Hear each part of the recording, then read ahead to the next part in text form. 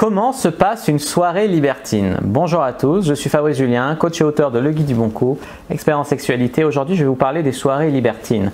Il y a beaucoup de tabous, il y a beaucoup de préjugés, il y a beaucoup d'idées reçues sur les soirées libertines et je vais essayer dans cette vidéo de vous apporter quelques éclaircissements.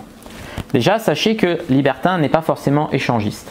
L'échangisme, ce n'est qu'une branche du libertinage, au même titre que le voyeurisme, que l'exhibition, que le côte-à-côtisme, le candolisme, etc. Donc en fait, vous pouvez être libertin sans être échangiste, tout à fait. Après, bien sûr, il y a beaucoup de clubs qui sont des clubs échangistes. Alors, les endroits où voir une soirée libertine, bien sûr, il y a les clubs de votre ville, donc renseignez-vous parce qu'en général, tel jour ça va être soirée gay, tel jour soirée couple, tel jour soirée gangbang, tel jour soirée homme seul, etc. Donc renseignez-vous, mais il y a les clubs privés de votre région où vous pourrez trouver des soirées libertines. Après, il y a les soirées privées, bien sûr. En général, on se fait des contacts en club ou sur des sites libertins, sur des sites de rencontres libertines. Vous pouvez aussi faire des rencontres, notamment je conseille Wild. Et en fait, vous pouvez faire des rencontres là-dessus et ensuite être invité à des soirées privées, etc. Et vous pouvez vivre des soirées libertines. En général, dans les soirées privées, c'est un peu comme en drague normale avec les appartements et tout. C'est des gens un peu plus triés sur le volet, l'ambiance est plus bon enfant, etc.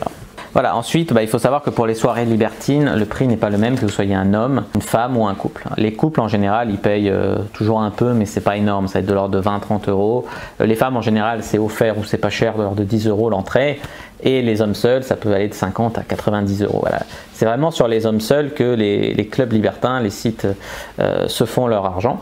Donc en fait, je vous conseille surtout moi d'y aller en club, en couple, pardon, parce qu'à part peut-être les soirées gangbang en tant qu'homme, vous aurez beaucoup de concurrence, vous aurez payé cher et vous serez même pas sûr de baiser. Comment s'habiller en club libertin? Les hommes en général, ils viennent, si c'est des clubs habillés en pantalon ou en jean classe, chemise, et les femmes, ça va être des tenues plus sexy, beaucoup plus des robes très décolletées ou même encore plus sexy que ça, surtout au Cap d'Agde où j'ai vu des tenues où les femmes, on aurait dit des stripteaseuses quoi, carrément, alors que c'était juste des filles normales quoi.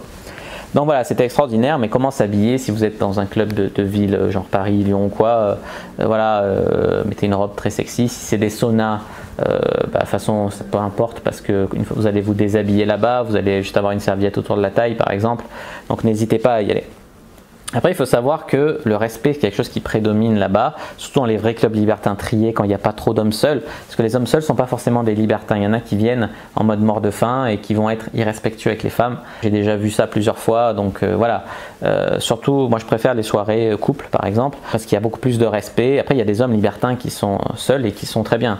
Mais voilà, ce que je voulais dire, c'est qu'il peut y avoir aussi des problèmes. Le respect, c'est que quand la fille veut pas, le mec laisse tomber. C'est pas le mec insiste, essaye de mettre des mains aux fesses, etc. Essaye de toucher et tout, laisse tomber quoi.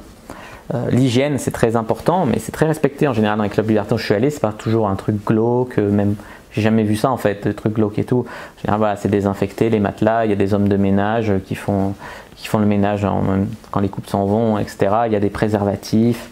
Et puis surtout, voilà, on fait ce qu'on veut. Il y a beaucoup de personnes qui ne veulent pas aller en club parce qu'ils croient qu'ils seront obligés de faire ci, de faire ça ou de faire autre chose. Vous n'êtes pas obligé d'être tout nu. Vous pouvez par exemple mettre une serviette autour de la taille. Vous n'êtes pas obligé de faire l'amour devant des gens. Il y a des pièces fermées, il y a des pièces fermées avec une fenêtre, il y a des pièces fermées sans fenêtre, il y a des pièces ouvertes, vous pouvez faire l'amour devant tout le monde, vous n'êtes pas obligé non plus d'avoir des accessoires BDSM ou quoi, rien n'est obligatoire, tout est possible, tout est permis, c'est le libertinage.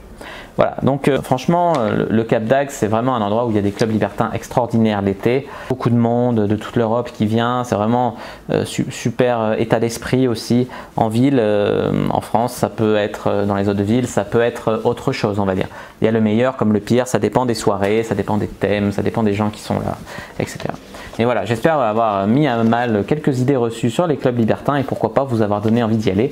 Si oui, n'hésitez pas à mettre un pouce bleu sous la vidéo, à vous abonner à la chaîne, à commenter pour me poser toutes vos questions sur les soirées libertines, j'y répondrai avec grand plaisir. N'hésitez pas bien sûr à vous abonner à la chaîne, activer la cloche comme ça vous raterez aucune des prochaines vidéos qui vont sortir. N'hésitez pas à aller voir les vidéos déjà en ligne et moi je vous dis à bientôt et que le dieu de la sexualité soit avec vous.